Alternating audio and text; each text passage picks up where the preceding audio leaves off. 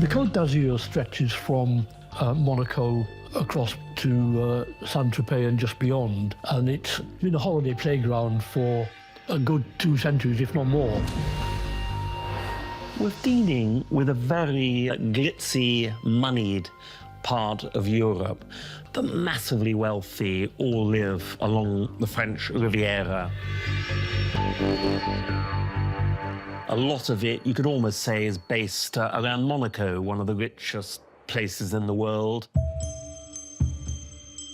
Places like Cannes, Saint-Tropez, all those kind of seaside resorts have always been associated with film stars. We say billionaire businessmen nowadays, not even just multimillionaires. There's so much money there. You see it in the very flash cars that you see along the coast. You see it on the super yachts. It's a very rich, moneyed area. The central player in this drama was, of course, Anthony Ashley Cooper, the 10th Earl of Shaftesbury. He was somebody who is interesting as a person, but also very interesting historically. His family go back many centuries and really are a part of British history. He had arrived from England in Nice on the 4th of November 2004. The purpose of the visit was to meet his third wife, Jamila Mbarak, from whom he wanted a divorce so that he could marry for a 4th time to another woman he'd met, Nadia Hawk. He visited a fortune teller, oddly enough. He confided in the fortune teller his desire to divorce and start a new life with this woman. And the visit ended with the fortune teller saying that happiness lies ahead for you.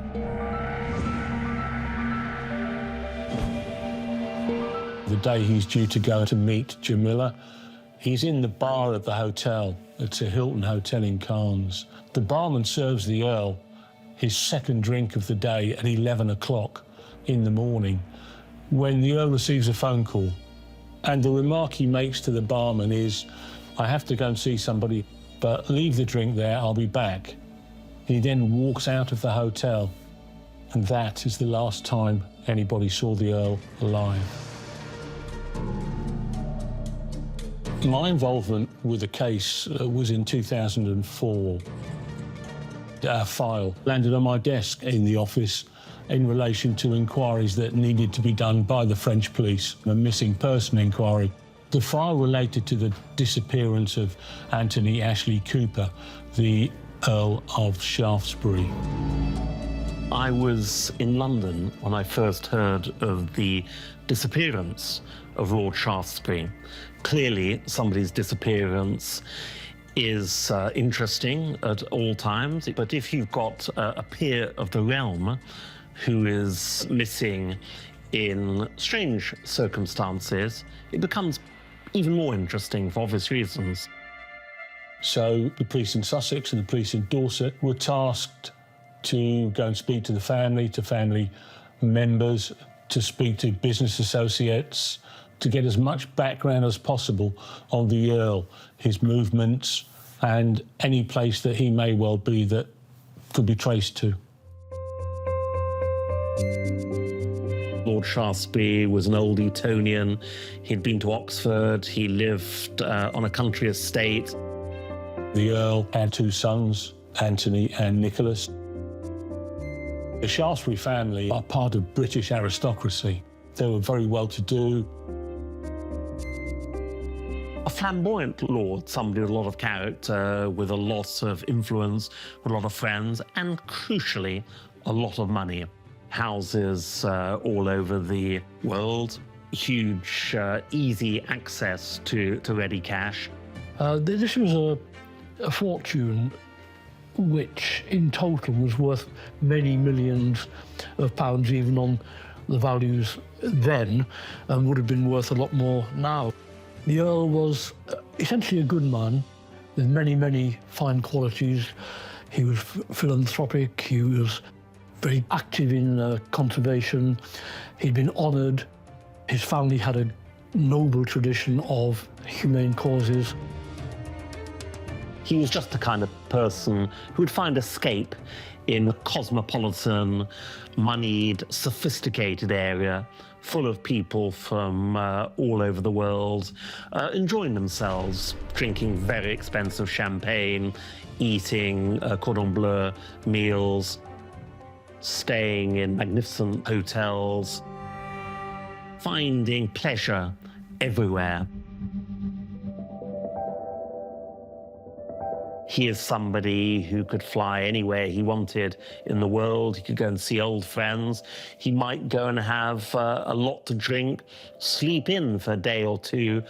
And so for that reason, there was no real worry to begin with. The Sussex police sent a report to the French police, and more aspects of his lifestyle became apparent.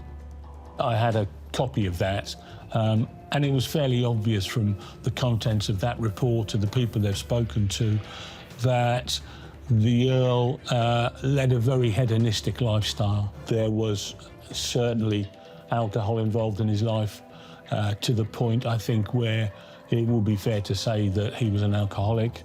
And this really should have rung alarm bells right at the very start. There was a lot of slight relationship. By slight relationships, I mean ones that aren't based on a great deal apart from a great deal of money. So if I had to describe the Earl's lifestyle, I would definitely say extravagance and decadence. So he had a reputation for being a bit of a socialite, a bit of a party goer. He had a string of relationships with women. He would bestow upon them expensive jewellery and gifts. So there we have incredibly good living, the ability to be able to buy what he wanted, whether it was a new house, a new car, or, dare I say, a new girlfriend. That is a classic example of the massive dangers of unlimited inherited wealth. It's part of the pattern that the Earl has had throughout all his life. He seems to meet beautiful women, is smitten, and then there's a roller coaster ride because he has money and he bankrolls and they lead a high life. If a woman in his life who he had married or had been spending a lot of time with wasn't very happy with him and was attacking him in whatever way, he could just say, look, I'll buy you a house, I'll buy you a car, I'll give some money to your relatives. And of course, this was absolutely disastrous. I think it would be fair to say that initially, in the first few days, the family were not particularly worried when the Earl wasn't in contact with them. Despite his lifestyle and the fact that he would not contact them for several days. He had this apparent tendency to go off unannounced, out of contact. He was unlikely to completely disappear for more than a day or two before people started getting extremely worried about him. For him then to not have contact for several days in itself was not unusual, but after those few days had gone, his family, they would generally have some contact. It was only when that period of time started to grow, and of course, it was inevitably one of the women in his life. Nadia was spending a lot of time with the Earl by this point in his life, and she clearly became seriously worried. His family, who by then were expressing extreme concern about his whereabouts. So Nadia Ork mentioned this to Lord Shaftesbury's lawyer in the south of France, and the lawyer thought, well, look, there's something going on here. It's looking extremely worrying. And so he went to the police on the 15th, and then we were looking at a missing persons inquiry, and then everything could be done to try and find the Lord. The initial thoughts were that he had done what he'd done in the past. He's gone on a bender, drinking, drugs, women, and he would turn up eventually. And then as the days go by, the family was starting to become concerned. The media was becoming very interested in this story for obvious reasons. A peer of the realm had gone missing in France from a family which is really a part of British history, somebody who was a significant figure. And because he was missing, to begin with, people were working out theories as to why he might be missing. I think everywhere in the world captured the imagination. As part of the investigation, you have to look at the wealth that's involved here, because that could be a motive for an abduction or a murder. The apartment that the Earl owned in Versailles, he'd furnished with £3 million worth of arts, antique furniture alone. And it will be a fair assumption that criminal enterprise, Russian mafia, North African gangs will become involved, because to kidnap the Earl and demand a ransom would certainly be a huge payout.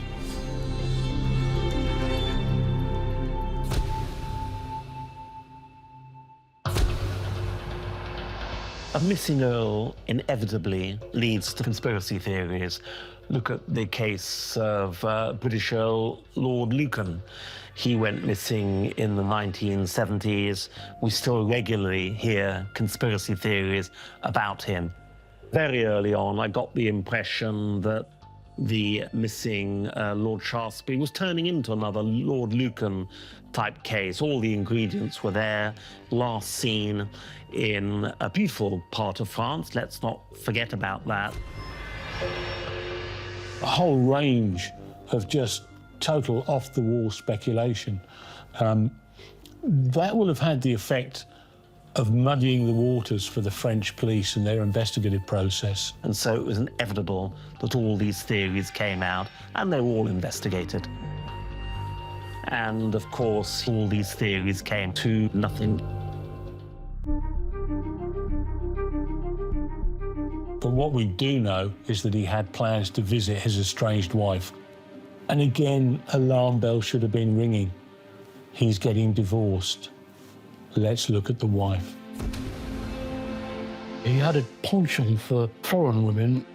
His first wife was an Italian banker's daughter, second wife, a Swedish ambassador's daughter, and then we had Jamila Mbarak.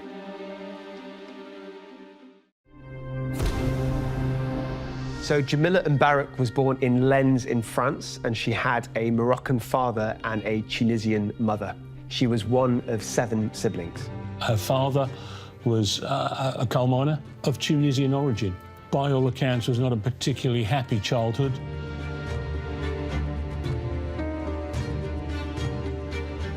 She eventually persuades her mother that she should go to Switzerland so she could learn languages, and she goes there with her sister. In Switzerland, Jamila very quickly drops out of education. She's found the high life. She's found clubs, casinos. Jamila then met and married a wealthy Dutch businessman. They had 2 children, but unfortunately, the marriage fell through and she left with the kids. And to support herself after her divorce, she started working as a high-end escort. So her clients would include high-profile people and the wealthy. They travel to France, to Cannes, and then one day she gets a call from a fellow colleague of hers who had an arrangement to meet the Earl of Shaftesbury in Versailles at his apartment, and she's not able to make that. So she asked Jamila if she can do that appointment, which she duly does. The Earl met Jamila just before 2002, and she fitted his ideal female company to a T. There's no doubt about it. They enjoyed each other's company. It will be fair to say at this point, at that first initial meeting, The Earl is absolutely smitten with Jamila. She's beautiful, she's exotic, the type of woman that he likes. He makes concerted efforts for them to be together, to the extent within a matter of weeks, they move to Cannes.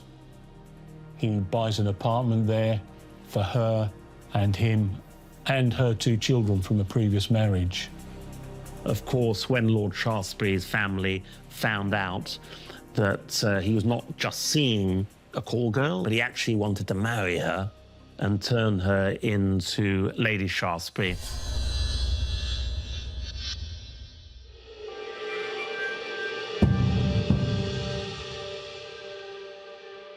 Now, the marriage between the Earl and Jamila took place in the Netherlands in November 2002. If you look at it from Jamila's perspective, this is now this wonderful lifestyle. She's married into British aristocracy. There are the trappings of wealth, a huge country estate. They have apartments in France, and it's almost as if all her Christmases have come together in one moment. But the family reject her. There was certainly one occasion in a restaurant in London where the Earl introduces Jamila to his 2 sons, Anthony and Nicholas, and Anthony storms out of the restaurant and refuses to meet his father's new wife. The Earl carries on with his lifestyle even though he's married. He's drinking heavily, and he will go drinking for days and days on end. When it became clear that there was a lot of antagonism between them, they couldn't function as a married couple, and indeed that Lord Shaftesbury was seeing other women.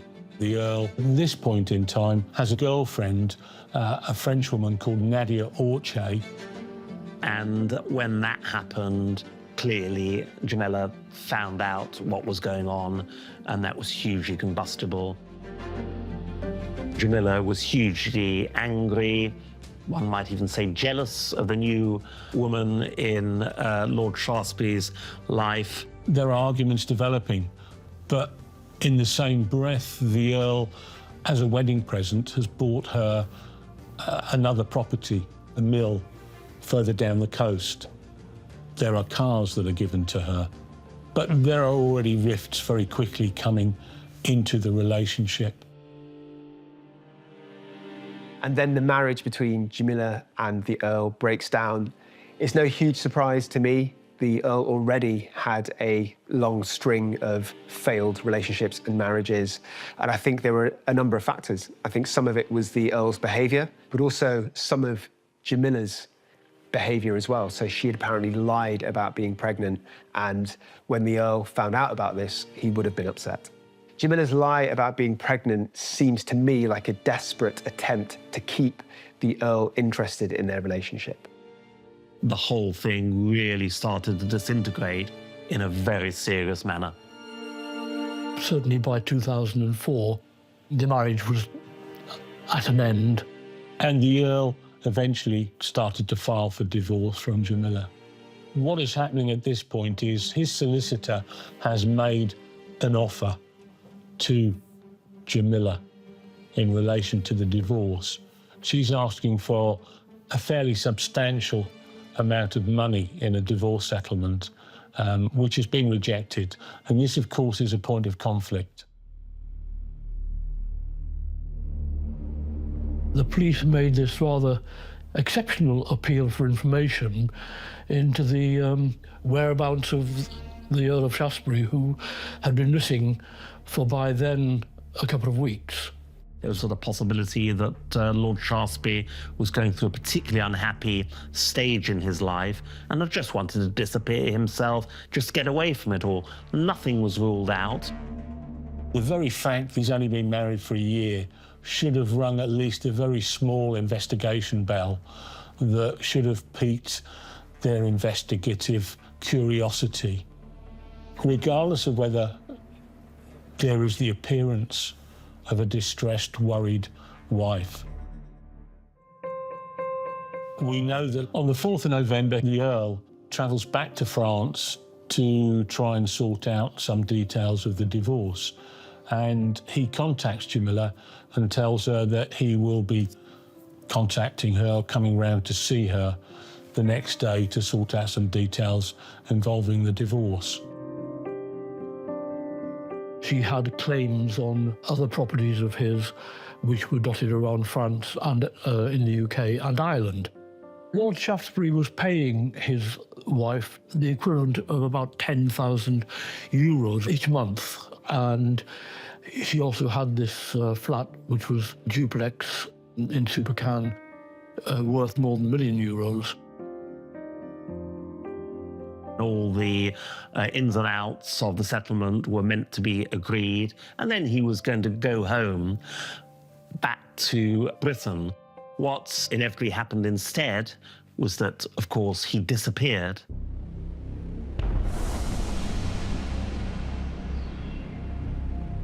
In terms of how Jamila reacted when the news broke that the Earl was missing, this was exactly what one might expect. She was really upset. She was inconsolable, distraught, barely coherent, I felt. And the only thing I remember her saying, which was quotable, was that she was as worried as anyone about his disappearance. We have this period when the Earl is last seen on the 5th of November. He was due to return from Nice, having completed the mission, which was to confirm that he wished to divorce, that he wished to extricate himself from the expensive financial arrangements he had with Jamila. The Earl had been missing for several weeks now and had no contact, and it's out of character. I think you've got to now say quite categorically that the Earl has more than likely come to some harm.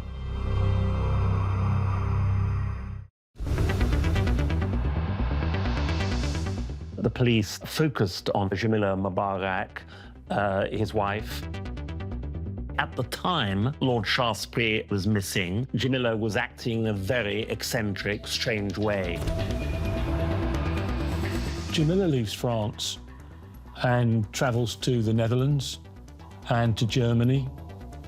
Her brother lives in Germany. She travels there. Then she goes to Switzerland, and then eventually to Tunisia, to her family there. She was darting around all over the world. There were visits to Turkey, to Germany, and to other parts of Europe, right up till February 2005, when she booked herself into a place where she was looked after psychologically. We know that Jamila checked herself into a psychiatric unit. It's a bit hard to know exactly what was going on because the details are sparse, but to me, there's a few different, distinct possibilities. It could be that she was genuinely quite upset in her mental state and she wasn't coping, related to the Earl going missing. Or it could be that she'd been guilty of something and she couldn't take the pressure, which led to a breakdown. And this really is where the breakthrough comes in the French investigation. When Jamila was in this psychiatric unit, she was having conversations on the telephone with her sister. There were clearly suspicions by this time, and the police applied to bug her phone. This is very common in France. It's not that difficult to persuade a judge to be able to bug somebody's phone. When the police listen to the recording, sometimes they're speaking in Arabic, sometimes in French. They're speaking in low voices, in whispers.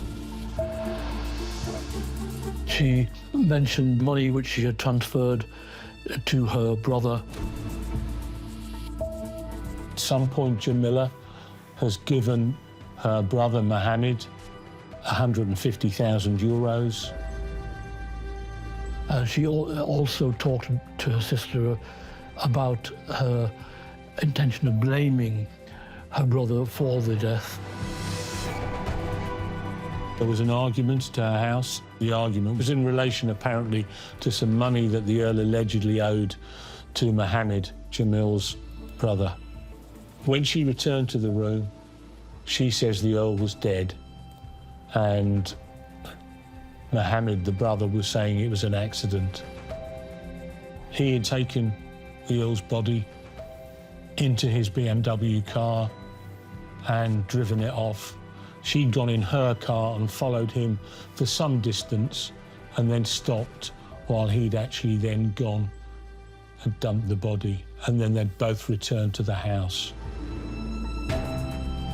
So if we think about why Jamila opened up to her sister, why she made these confessions, it could be simply that she just trusted her sister, or it could be that Jamila was just filled with this anxiety and this guilt about what she did, and she just needed to let go of that. She needed to disperse these emotions, and her sister was a natural partner to do this with.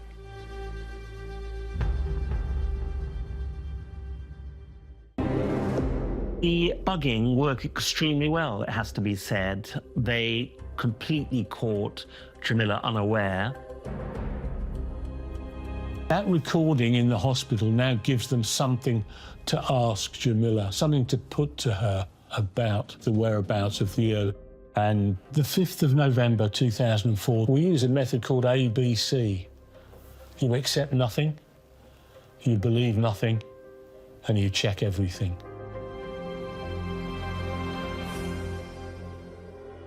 Jamila clearly realised that a great deal of evidence was being built up against her, and she made that jump, which alleged criminals often do, from denying everything to mitigating, to not saying, look, I didn't do it, I had nothing to do with it, I don't know what you're talking about, but to saying, well, look, okay, perhaps I was involved, but I wasn't really involved because.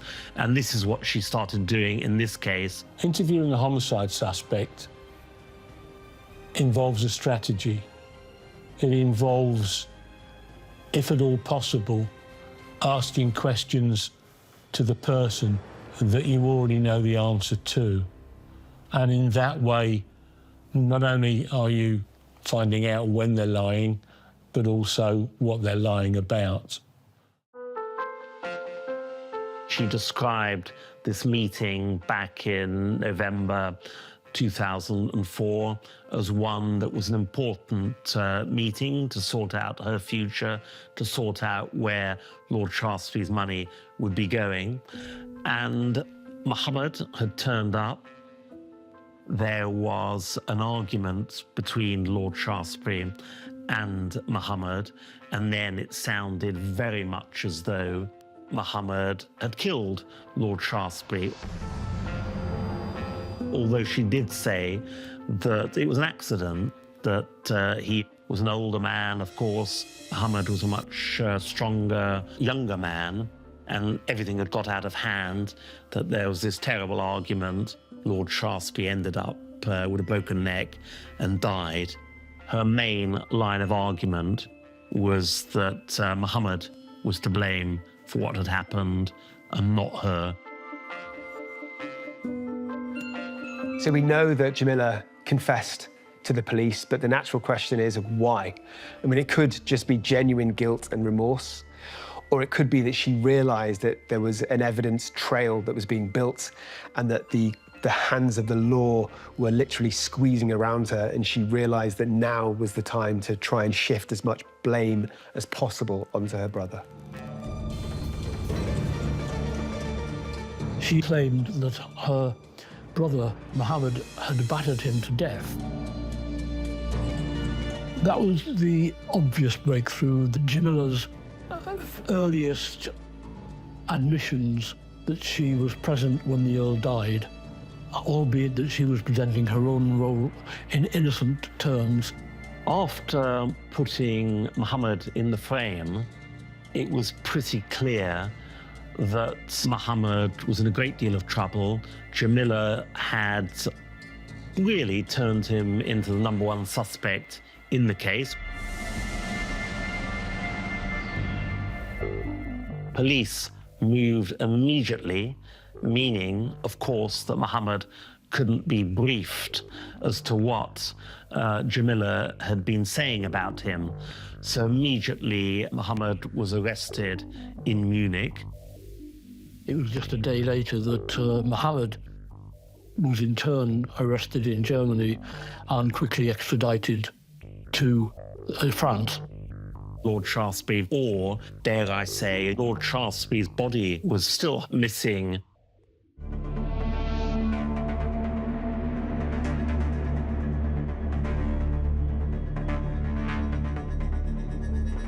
We now have a situation where Jamila and Mohammed are arrested and they're being interviewed. And it's the comparison of those stories as well that is vital to the investigation.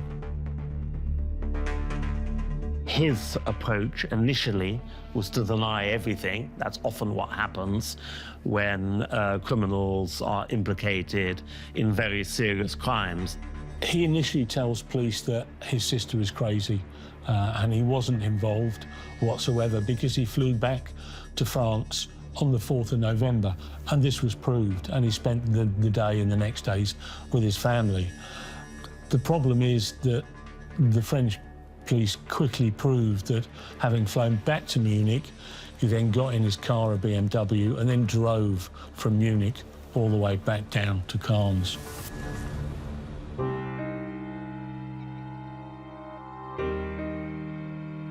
The police in France were very quick to establish beyond doubt in their minds that Mohammed's story of not even being in France when the Earl was murdered simply wasn't true. They did this through phone records which show that he was indeed in France and had gone back to Munich as quickly as he could.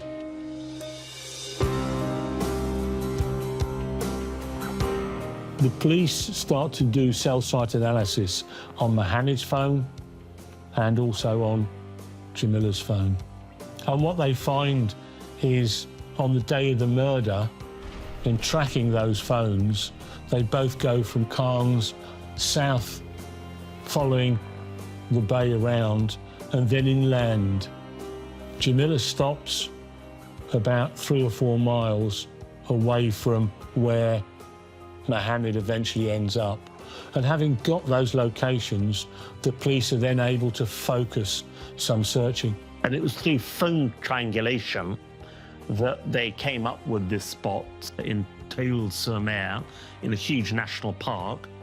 The obvious inference being is that because they've driven out into the valleys and ravines and the French Riviera, that is most likely where they have deposited the Earl's body. Jamila has insisted that she didn't help with the disposal of the body. Jamila has always said she stopped before. The issue you will have is that whilst both vehicles stop, you have no proof that Jamila stayed in her car while Mohammed drove and deposited the body on his own.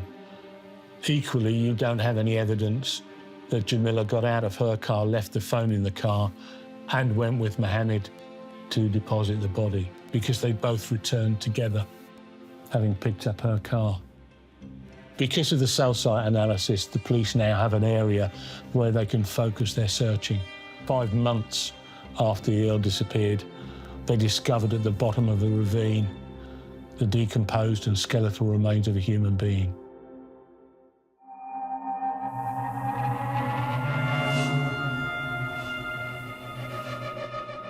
And it was down a gully, very difficult to find, the kind of place that most people would steer clear of. It's normally very hot weather down there, very isolated, lots of bracken, lots of dumping of litter and whatever down there. Not the kind of place you would normally be looking for anybody. The body had been left at the bottom of a gully. Wild animals had been picking at it. He had been dressed in one of his suits, and the thought of this distinguished English gentleman ending his days in such horrible circumstances. He could only be identified in the end through DNA. The level of decomposition, 5 months, it makes causes of death difficult. There'll be a level of decomposition that means that any injuries to the flesh would not be there. You would not be able to see them because that will mostly have gone. What you're relying on, really, are bony and cartilage injuries. It's always huge shock when a body is found in any missing person inquiry, criminal inquiry by this stage. And in this case, there was a huge amount of shock, but people by this time were still hoping against hope that this very moneyed individual, somebody who could potentially turn up anywhere in the world under their own steam, might suddenly be found. That it took a full 11 days to identify this mangled corpse dumped at the bottom of a valley. Then, as a result of DNA analysis, it's identified of that of Anthony Ashley Cooper, the 10th Earl of Shaftesbury.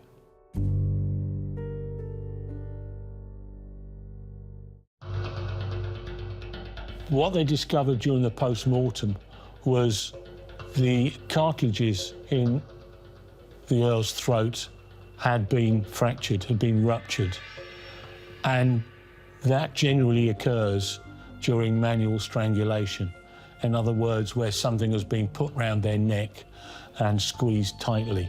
And that causes those cartilages that are more delicate than bones to actually fracture. And that is just indicative of manual strangulation. And that is what the cause of death was. But clearly this was proof that Lord Shaftesbury had not only disappeared in horrific circumstances, but had clearly died in horrific circumstances as well. Both Jamila and Mohammed, they're both charged with the murder of the Earl, and they're remanded in custody to appear in court.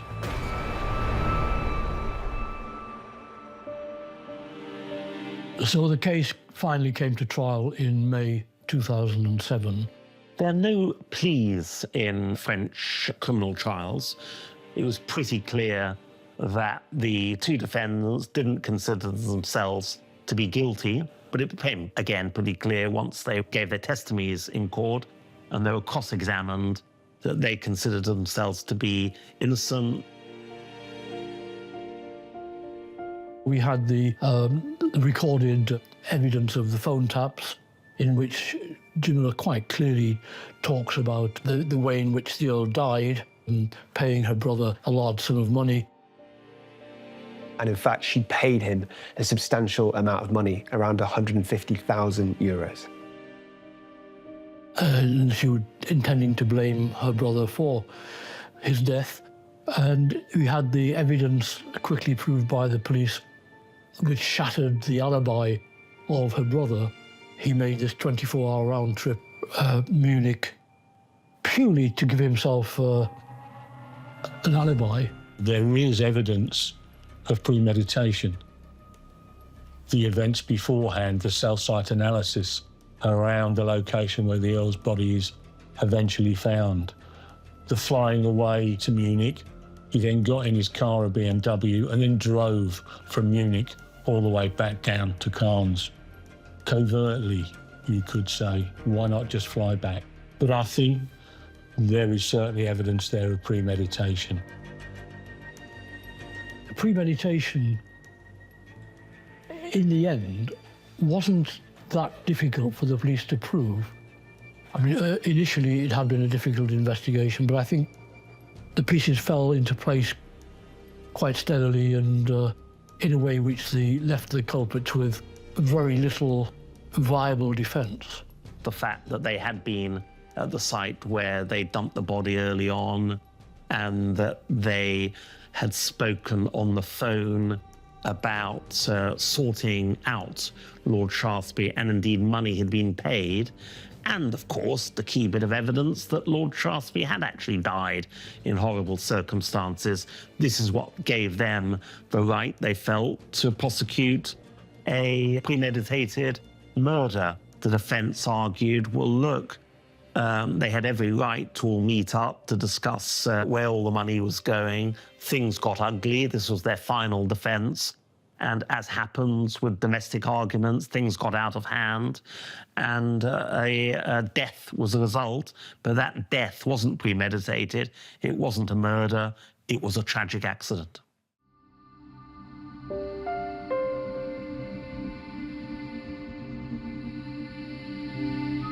Of course, during the trial, Jamila continued to portray herself in the same way. So she was this grieving widow. But we also learnt during the trial that she had made active attempts to find out what was in the Earl's will. So specifically, what properties, what finances she would lose if the marriage had ended. So to me, her outward behaviour is all deceitful, it's all manipulative. She knew exactly what she was doing. Jamila was tearful in court, maintaining her innocence of any deliberate act to cause her husband's death. Mohammed was sometimes very agitated, aggressive. He turned on the family at one stage, blaming them, shouting at them and saying, "You're the rich, you're responsible for this." Of course, what he was doing was showing off his temper and showing off how angry he could become. And that didn't do his defence any good at all. The climax of the case was the Friday night.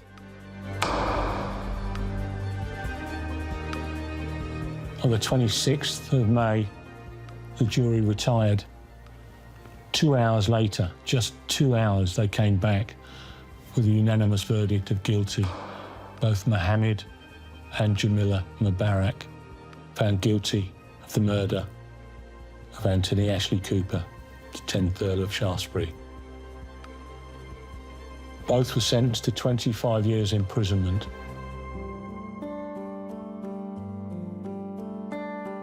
The end of a trial, and certainly the conviction of people who have been involved in the death of a loved one, will always come as a great sense of relief and justice for the family. And the Earl's family is no different in that respect. For them, there was an element of closure. It's an overworked emotion, but it exists.